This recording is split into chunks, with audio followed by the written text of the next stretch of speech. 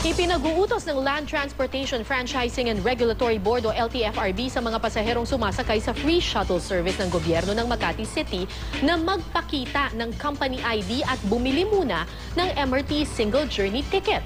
Pero giit ng Makati City Government, nawawala ng saysay ang layo nilang maiwasan ng mga commuter ang pagpila sa MRT at magbigay ng libreng serbisyo. May news to go si Athena Impriago.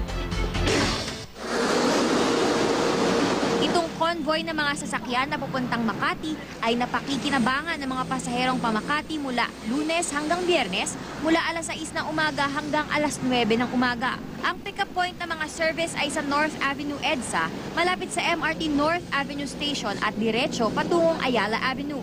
Pero sabi ng LTFRB, kahit pa daw libre ito, kailangan pa rin ng permit mula sa kanila.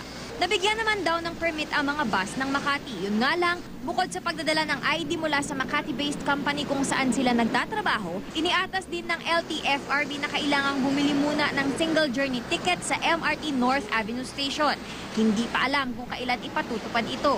Umalma rito ang mga opisyal ng lokal na pamahalaan ng Makati dahil mawawalang saysay umano ang layunin ng free bus ride na makaiwas sa pila ang mga commuter. Karamihan sa mga suking pasahero ng free ride papuntang Makati, di rin sang-ayon sa gustong mangyari ng LTFRB. Kaya nga raw sila sumasakay dito para makaiwas sa siksikan at mahabang pila. At ngayon ay papipilahin sila ulit. Kung bibili kami ng ticket doon, dito na lang kami didiretsong sumakay kasi pipila na naman kami dito. Basta makakasakay ka agad, pipila ka pa. Athena Imperial, GMA News.